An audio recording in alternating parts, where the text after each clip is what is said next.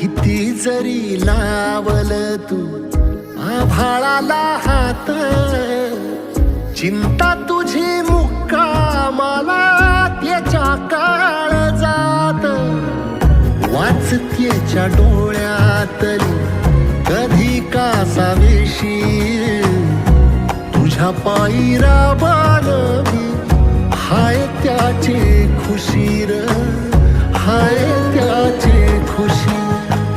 घडीभर तू थांब जरा, ऐक त्याची धापर, लई अवघड हाय गड्या उमगाया बापर.